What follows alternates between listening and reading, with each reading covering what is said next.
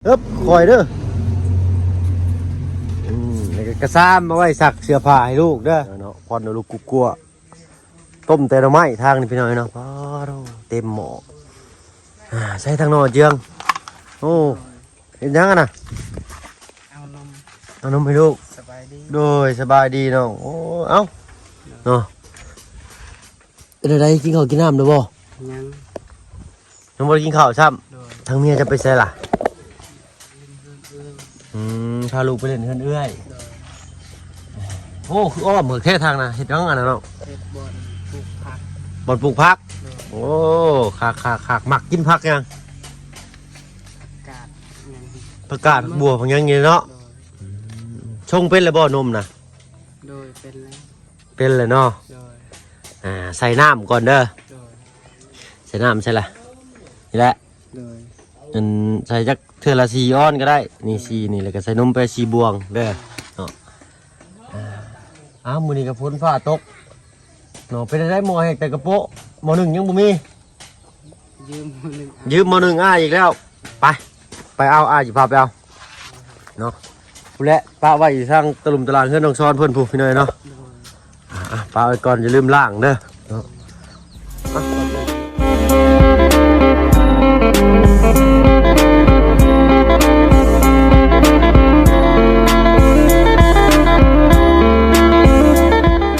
ทักทายเนาะกับทักทายสบายดีผู้ใหญ่ใจดีเอฟซีเบิร์ดทุกท่านที่เข้ามาผสมช่องยูทูบเบิ่งเคยหลายคลิปเก่าว่าฝั่งไทยฝั่งลาวอะไรก็ทั้งฝั่งต่างประเทศก็ยินดีต้อนรับมาที่ช่องยูทูบเบิ่งเคยหลายเช่นเคยพี่น้อยเนาะวันนี้ทางบ่าวพึ่งก็ได้อาสาตั้งหน้าเป็นสะพานบุญให้ทางเมย์ใจดีทางฝั่งไทยเพิ่นเช่นเคยพี่น้อยเนาะซื้อหม้อแหกกระโปะของใส่เครื่องซอยในครัวเรือนนั่นแหละพี่น้อยเนาะตามจุดประสงค์ของเพิ่นที่บอกมาละพี่น้อยเนาะไปมาสิมียังไปรุ่นเบิ่งกันเนาะไข่เซลพี่หน่อยเนาะโรงพยาบาลหันยาไปพี่หน่อยเนาะนี่กระติกน้ำตามที่ก็ทั้งแม่ผมบอกเนาะเนี่ยใส่น้ำอยู่น้ำกินนั่นแหละเนาะมีของมาให้ทั้งลูกจะพร้อมได้มั้ยนี่ป้าพี่น้องเนาะไปรุ่นเมืองนำกันแหละอยู่กันซ่านบ้านซองฝนบ่หัวบ่ดอกมื้อนี้ฝนตกได้นี่คือว่าเนี่ยนาดีบ้านซองว่าก็ได้พี่น้องเนาะเอาอดทนเอาอีกจักหน่อยเนาะเพราะว่าทางเบาเสียงเพิ่นยังสอบถามเพิ่มเติมมาอีกอยู่เนาะครับโอ้ใกล้เลยเนาะนี่เนาะโอ้เราเห็นเป็นบันไดเด้อพี่น้องนะต้องหาลาวอันเนี่ยจับนำเด้อน้องเด้ออย่าตกได้ไปผู้ใดเอาขึ้นทึงผู้ใดบอกโอ้ยทางอ้ายผมมีคากองครับไปนี่เนาะมีกระติกน้ำจกออกมาเบิ่งอยู่ดอกจกออกมาเบิ่งอยู่ในกระสอบพิเศษที่มียังแน่ปั๊บมีกาต้มน้ำเนาะแล้วก็มานึ่งนี่ใหม่ๆเลยเนาะมีรอยยิ้มพี่หน่อยเนาะเราก็ได้นี่ไม่ใช่หรือบอกหูโอเคซื้อมาให้2 หน่วยเลยเนาะเอากระสอบเก็บไว้ใส่อย่างอื่นแล้วก็มีอันและของลินเด็กน้อยเอาไว้ให้ทั้งลูกเจ้าเดินน้องได้เห็นเพื่อนลินบ่วงตักยาอยู่ล่างก็เด้อจังให้ลูกเดินน้องได้อะไรก็มีอย่างนี้ในกระชับนะขวดนมเนาะขวดหนึ่งก็ใส่น้ำขวดหนึ่งก็ใส่นมเด้อน้ำต้มซุปด้วยน้องเด้อจะต้มน้ำใส่กานั่นนะกาต้มน้ำมันตัวเก่านะเนาะตัวที่อันรุ่นเก่าว่าไงใช่ย่อขึ้นไปเบิ่งอยู่นั่นดีกาต้มน้ำนะอันนั้นหม้อใส่สำหรับต้มน้ำเนาะเห็นได้เพิ่นมาแล้วดิสวัสดีกว่าเนาะเป็นตะแพงซ้ำพี่หน่อยเนาะเอาขึ้นไปเบิ่งอยู่อ่ะเนาะบ้าได้ยังมาให้เนาะคอยเด้อกระซ้ำเอาไว้สักเสื้อผ้าให้ลูกเด้อเนาะอันนี้ก็เป็นกระติกน้ำมาแกะหุ้งรู้เนาะเจิงเบิ่งแกะเบิ่งข้างในมันดูเนาะเอาไว้ใส่น้ำกินเด้อเนาะ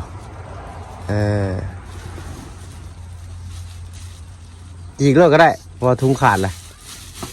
เนาะมีขี้ฝุ่นเนี่ยพี่น้อยเนาะพอห้านไปตั้งแคมทางเพื่อจะชื่อได้พี่น้อยเนาะบ่ได้ชื่อห้านเดียวเลาะชื่อหลายห้านเลยมื้อเช้านี่เอาเปิดเบิ่งอยู่ข้างในเป็นอะไรปั๊บใช่เนาะเอาไว้ใส่น้ำกินจะต้มน้ำปะให้เย็นอะไรก็ยังใส่กระติกไว้ก็ได้เนาะมาต้มขาเสื้ออะไรใส่กระติกไว้ก็ได้เนาะทางอันทีมงานก็สิพากันเมื่อมื้อนี้เนาะทางลุงกับบ่าวบุญสารวัตรเนาะทางอ้ายก็ฟังเบิ่งอยู่ว่าสิได้เมื่อบ่มื้อนี้เนาะเพราะว่าฝนก็ตกช่ำพี่น้อยเนาะฝนเฝ้าเลยเด้นี่บาดนี้เอาเนาะหม้อกระทะเป็นได้ใส่ดีอยู่บ่ใส่ดีนะตัวนี้เนาะคันคือตัวบางนะใส่บ่เกินท้องถิ่นดอกพี่น้อยเนาะมันบุ้มเนาะซื้อเอาตัวนาตัวดีเลยอย่าลืมล้างเด้อให้ลูกเด้อเพิ่นให้อยู่บ่ล่ะบ่เข้าได้เบิดแล้วบ่เข้าเข้ายังอยู่เด้อพี่น้องเด้อเนาะไข่ได้ซะน้องไข่ยังอยู่เนาะคือว่าเป็นอะไรทั้งอ้ายเจ้ามาเนาะปะกันกับเมียเป็นยังคือจังหวะปะสาเหตุยังเนาะนะแบบสาเหตุแบบรถมุ่งพ่อมุ่งแม่แต่ว่าเมียเราบ่ให้พี่น้องเรายืมบ่ให้พี่น้องยืมโดยสั่งเป็นแท้นี่เนาะเอายืมไปครับมันเพมันพังมันกับบริเพบ่ได้พังที่บ่เมียเป็นคนบ้านใดเนาะบ้านพลองในบ้านพลองในทางเข้ากันยากครับอันนี้เนาะกระติกน้ำทางบ่อเสียงเพิ่นซื้อมาอันนี้ไว้ต้มน้ำร้อนใส่เด้อเนาะเอาไว้ชงนมให้ลูกโดยเฉพาะเนาะเรากินข้าวอิ่มกินนมถือสูตรกะเราอยู่พี่น้องเราก็บ่ค่อยให้เรื่องผูกเป้ได้ซะน้องมีผ้าผูกเป้อยู่บ่ผ้าห่มก็ได้เนาะผ้าขาวม้านะที่เจ้าว่ามีนะง่ายก็ลืมซะเลยดิฮะโอ้เร็วกันไปเลยเนาะเอาเนาะรอบหน้าก็แล้วกันกันก็ได้เนาะทั้งอ้ายเก็บบ้างว่าสิอันนี้ใหญ่ดีพอดีเลยให้เจ้าต้มหน่อไม้เนาะต้มหน่อไม้ได้หลายอีกหวดทั้งบุญเป็นซื้อมาแล้วไปหน่อยเนาะทางเขาก็แจ้งให้กันว่าอันนี้มีแลเดอร์อันนี้มีแลเดอร์เนาะทางคนกสิจัดชั้นในสิ่งที่ขาดมารวมๆกันไปหน่อยเนาะเอากระซ้ำนี่ก็ไว้ใส่ชักผ้าให้ลูกแล้วเด้อคุเอาไว้ตักน้ำเนาะกาต้มน้ำก็มีหม้อหนึ่งก็มีกระติกน้ำก็มีเนาะขวดนมมาล่างก่อนเด้อน้องเด้อเนาะซื้อมาให้2 ขวดเนาะอันหนึ่งก็ใส่นมอันหนึ่งก็ใส่น้ำมาให้เพิ่นกินเด้อน้ำต้มซุกให้เย็นก่อนเด้อจะให้ลูกกินเด้อเนาะน้องพลักพี่หน่อยเนาะขาวงามจับเราก็ได้บริเวณของลินบันลินกระซ้ำบันนี่เด้อเอาเห็นเด็กน้อยกินทอดลูกพี่น้อยนะถ้าพอเพิ่งก็คือสิได้แล่นลงเมืองมื้อนี้บ่อนเนาะหาน้องอินเตอร์ก่อนพี่น้อยเนาะหลายมือหลายวันแล้วพอเห็นก็ได้ท่านลูกนี่เนาะไม่แต่ได้โทรมาหาเพิ่นโทรกับหากินทอดคักบ่ได้เนาะเมื่อคืนนี่ก็ฝันว่าไปกรุงเทพกับทางเมย์เพิ่นเนาะกับทางเมย์น้องอินเตอร์นะทางบ่าวพึ่งก็คิดว่าลูกบาดได้นอนหายตื่นมาน้ำลายเฮยนะแล้วกันพี่หน่อยเนาะโอ้บ่ได้ตั้งเมื่อเลยมื้อนี้นะเอาให้เพิ่นเนี่ยจากอันหนึ่งก็ได้จะเอาอันใดครับได้เลยผมเป็นยังไงพี่หน่อยเนาะอยู่ทางในช่องในอันนั้นครับนี่มากก็ได้ละก็ได้ไปลุยอยู่เนาะเรามีควันทั้งหน้าเราได้พี่หน่อยเนาะได้เนาะเอามีแต่สิให้ทางน้องอัดเจียงพาออกมาบึงชวนบอลเห็ดอยู่เห็ดกินเจ้าแหละเนาะเป็นอะไรเป็นมีวิธีเห็ดอะไรปะมันได้ขึ้นแล้วก็แบบง่ายเลยเนาะ เอาแบบโดดขึ้นโดดลงถ้ามันแห้งก็จะเป็นตาอยู่พี่น้อยเนาะยาฉีดยุงเบิ่งเด้ออย่าเอาให้ลูกลิ้นเด้อปิดไว้ดีๆเด้อนี่พี่น้อยเนาะโอ้เราสิปลูกพักเนาะขุดก็ถึกแล้วนี่เนาะอันนั้นเพิ่นไหวเนาะเนี่ยเนาะทุกทีเลยพี่น้อยเนาะอันนี้จะตัดทิ่มเบิดเลยบ่นี่ ที่นี่เขาตัด ที่เจ้าของที่ดินเพิ่นนั่นบ่ โดย ของเจ้ามีแต่สำคัญคูน้องนี่เนาะ โดย ต้องปล่อยอยู่บ่ปลาดิ คอยน้ำท่วมหมดเลย น้ำท่วมปลายเบิดเนาะ โดย โอ้ยญาติเด็ดเลยเนาะญาติลูกเจ้าเบิ่งเด้อเวลาเพิ่นย่างเพิ่นหยังเอามีทางอ้ายก็สิพากันเมื่อก่อนเดี๋ยวจะรอบหน้ารอบในสิมาเวียนเลย โดย รับก้นที่เบิดพี่น้อยต้นกล้วยนี่เนาะทมนี่ก็บ่แม่นง่ายได้นี่เนาะสุดๆเลยเนาะเอาทางอ้ายจะไปใส่ซะดิ กะว่าจะไปใส่ อยู่เฮือนบ่ โดย ไปดูเนาะเอาสุดเลยแต่วาสนาเพิ่นเนาะมันเป็นครูกันแล้วกับบ่เคี่ยวกันดอกเนาะมื้อหน้ามื้อในเพิ่นก็สิได้กลับมาหาคือเก่า โดย อาจสิมีเรื่องเข้าใจผิดเล็กน้อยแล้วก็เงาะงอนกันหรือเปล่าก็บ่ฮู้เฮาก็บ่ซอเรื่องของเพิ่นกันแล้วกันพี่น้อยเนาะ โดย เพิ่นได้จักนานแล้วพักนี่1 2 3โอ้ยทางนี้เนาะเวลาอยู่ปลูกผักหญ้าคาหุ่นนี่ก็สิงามซ้ำดินอันนี้ก็บักกระทันเอาก็บักชิดาบ่เนาะนี่ โดย นี่เนาะก็บักชิดาเพิ่นเก็บไว้อันนี้เนาะป่ะกูแหละขึ้นตะเฮือนบุรีวิทยาชัยเจ้าขอบคุณทาง โดย เมเจอรี่ทางฝั่งไทยเพิ่นเนาะ โดย ที่ชื่อข่าวของมาให้เนาะดีใจน้องๆคนที่เลยเนาะเนาะก็มีแต่สีให้ทางน้องเพิ่นขอบคุณเนาะพักตั้งใจฟังกันน้องเด้อ โดย เพิ่นบ่ได้ประสงค์ออกนามดอกเนาะเพิ่นมีแต่บอกว่าเมเจอรี่ทางฝั่งไทยเด้อเนาะได้มอบหมายให้ทางบ่าวเพิ่งเคยล่ะเนาะเป็นอาสาสะพานบุญให้เพิ่นว่าซั่นซะ เนาะโอ้ทางบ่าวเพิ่งก็ดีมกดีใจหลายพี่น้อยเนาะได้เป็นสะพานบุญให้ทางเมเพิ่นเนาะก็มีแต่บอกว่าเมเจอรี่ทางฝั่งไทยเนาะตั้งมุกตั้งใจพนมมือขึ้นเนาะ โดยสบายดีขอบใจหลายเด้อแม่ใจดีอยู่มีแหงความเจ็บบ่ให้ได้ความไข่บ่ให้มี เจ็บบ่ให้ได้ความไข้บ่ให้มี นอนรับก่อนได้เงินหมื่นตื่นมาก่อนได้เงินแสน นอนรับก็ให้ได้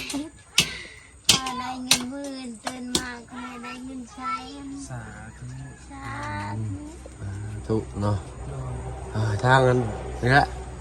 พวกลูกกับยังตอบบุญแทนคุณเนาะมีแต่คำว่าคำจ้าแล้วก็คำอวยพรโดยใช้ให้อยู่แม่จะดีมีแห้งเนาะความเจ็บจะสุดได้ความไข่จะชิมีเด้อเนาะให้บ่ให้พลาดม่านบ่ให้เบียดเนาะปรารถนาสิ่งใดขอให้ได้สิ่งนั้นสมดังมโนนึกเนาะแต่ที่สำคัญก็สุขภาพร่างกายแข็งแรงตลอดปีตลอดไปเนาะบ่ว่าคิดหน้าที่การงานใดก็ให้เดินรุ่งเรืองก้าวหน้าเนาะโอ้สาธุเนาะเอากะมีแต่ไปล้างก่อนเด้อน้องเด้อขู่เด้อเอาไว้เนาะเอาลองเบิ่งกระติกน้ำก็ใส่ได้หลายอยู่แต่ต้องต้มก็เด้อน้ำเด้อน้องเด้อต้มชั่วโมงหนึงอันนี้ก็ได้น้ำกินนี่สิจะเอาน้ำกินมาได้ใช่จ้ะ ตักน้ำห้วย ตักน้ำห้วย โดย บ่ได้ต้มบ่ บ่ ต้มก็เด้อลูกเด้อน้องเด้อ โดย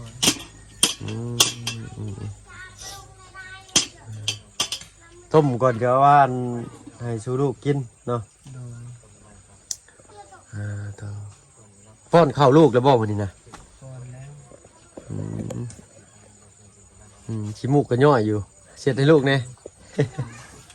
เจ็บมากมันขึ้น ลูกหลานก็หลายครับเดือนใหญ่ก็ได้เนี่ยเราลิ้นเต้นได้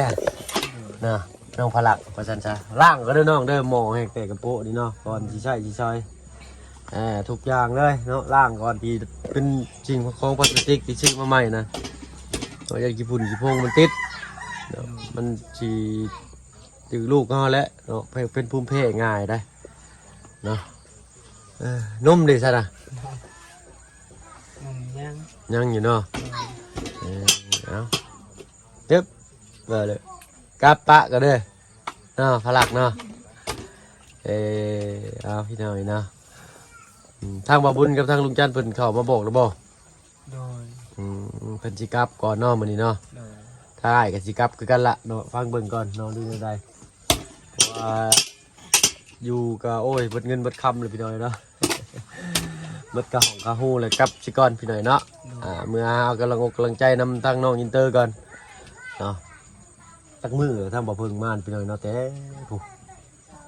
โอ้หึงเลยจะลืมอาทิตย์กว่าเลยได้อาทิตย์บ่เพิ่งมานี่เอามีแต่รุ่นเนาะเรื่องดินนอนต้นหญ้าทางบ่เชียงเพิ่นเนาะ โดย นะถ้าอ้ายมีข่าวดีอ้ายสิแวะเข้ามา โดย เนาะแจ้งข่าวดีอีกเด้อ โดย เนาะก็มีแต่ให้ทั้งน้องสองคนผัวเมียหักแพงเบิ่งแย่งกันนั่นแหละ โดย เนาะเอาปลักเอ้ยเป๊บแจะอะไรมากบ่โหลดมากบ่หรือมากบ่โหลดนะฮะมากบ่บึนบ่บึนมากบ่เป็นกินนมเนาะถึกลักกินข้าวอิ่มท้องเพิ่นก็สิบ่ให้เด็กน้อยเนาะถ้าว่าเพิ่นหิวเพิ่นสิให้นะฝนจะตกแล้วบัดตอนนี้เอากระชั้นอ้ายไปก่อนเด้อน้องเด้อเนาะพบพ่อกันปันหน้าปันในเนาะสำหรับคลิปนี้ลาแล้วเนาะสบายดีจ้ะบ่แย่งหักเพลงเอากันเอาเข้าไม้หน่อยน้องมาเนาะโอ้ยแล้วกันฝนตกเลยเนาะไปพี่น้องไปอึ๊บฮึบเราสิให้เลยเนาะไปบ่บุญไปกลับก่อนเด้อเด้อเจ้า ตกไหนเนาะ ฝนตกแล้วบาดนี้โอ้ต้มหน่อไม้มือเราก็ได้พี่น้อยเนาะโตพูดแล้วเข้ามาหาน้องเพิ่นเมื่อกี้นี่ก็ทางผู้ใหญ่เพิ่นมอบไม้ให้เอาถ้วยบวงสรวงชามไปจังกระมังกระชามให้น้องเพิ่นพุดนานพักเพิ่นจะปลูกผักแหละเนาะเอาไว้กินอยู่ในครัวเรือนโอ้ถือว่าคักได้หน่อยเนาะไปขอไปก่อนบ่บุญฝนตกเลยโดยสบายดีเจ้าโดยไปพี่น้อยเนาะโอ้ยฝนตกเริ่มแห้งเข้าแล้วบัดนี้สิไปจังได๋ล่ะบัดฮึบทางนั้นเนาะฝนตกกับบัววัดชูบัวถอยเนาะเตะตะก้อซะ เอาหลอกกลางบ้านหันใหญ่คือเก่าพี่น้อยเนาะที่พลาดประกันใดกับทางบ่าวกับขอโทษขออภัยเวลาเด้อพี่น้องเด้อเนาะเนาะเป็นรอบหน้าสิเข้ามาหาทางน้องเพิ่นใหม่เนาะตอนนี้ก็สิขอตัวลำลาแล้วพี่น้อยเนาะเพราะว่าเขาก็อยู่หลายมื้อหลายวันละเนาะมีได้สิเมื่อบ้านมากันไปน้องซ้อนอยู่เพื่อนบ่เนาะเอาเนาะทางลุงเพิ่มกับบ่บุญบันป่าก็เข้ามาเนาะโดยสบายดีทางน้องซ้อน ผมมีเสื้อใส่มาโดดลายรถ คือกันเลยเลยเนาะใส่ตัวเก่านี่เนาะเลาะแถวนี้เพิ่นจะจือเลยโอ้ยสักเสื้ออยู่ว่าทีมงานนี่นะ เอื้อยลมณ์ดีซักใครอยู่ค่ะจ้างมาซักใคร ว้าโธ่ดอกใครอยู่ดอกมีคนสักให้อันนี้ เขา เฮา เป็น ว่า ว่ามีคนซักใครจ้างเรา จ้างบ่ จ้าง โอ้เนาะใครอยู่ซั่นเนาะทางข่อยเลยแล้วแหละเนาะ มาสิมื้อนี้บัดยังบ่ทันได้เข้าไปหาสมอนแม่แล้วก็สิ อื เพื่อนน้องหัวกับทั้งไอ้เนี่ยจะดีเพิ่นอยากถามว่ามันขาดเรือหยังแน่นะแบบว่าอันนี้ บ้านใดบ้านหัวบ่โอ้บ้านดงหัวนี่ตอนนี้นี่เลิกๆนี่ใส่ซอย อย่างที่ น้ำซ่านนี่นะสิมาแล้วกับบันไดมาทางลุงจันทร์กับทางบบุญสารวัตรเนาะน่าสิขาดเหลือแต่ทางน้ำบาดาลเนาะน้ำห้วยช่วงนี้นะขุ่นร้ายน้ำฝนตกไปเลยเนาะ เลย ก็รุ่นเบิกไปทำกันทางบ้านหนองหัวเนาะคือว่าได้ยินข่าวว่าน้องสาวเพิ่นมาแต่เวียงจันทน์เนาะสาวเวียงจันทน์ อยู่ดอกสิกลับไปหาข้างนอกอันนี้ก่อน โดย สิเมื่อบ้านบ่พี่ โดยสิได้เมื่อแล้วล่ะพี่หน่อยเนาะตอนแรกก็ว่าสิอยู่เนาะโอ้ยเดี๋ยวกันฝนตกครับ เป็นนี่คือว่าสิอย่างเมื่อ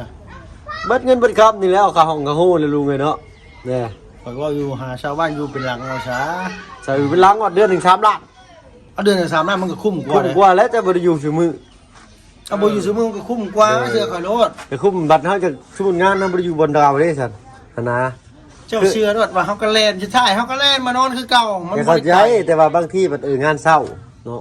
มื้อนี้งานเช้า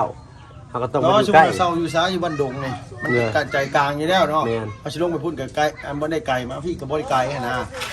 เนาะครับเลือกเศร้าเอา เลือกเช่ามันบ่ได้ยากนี่แน่แล้ว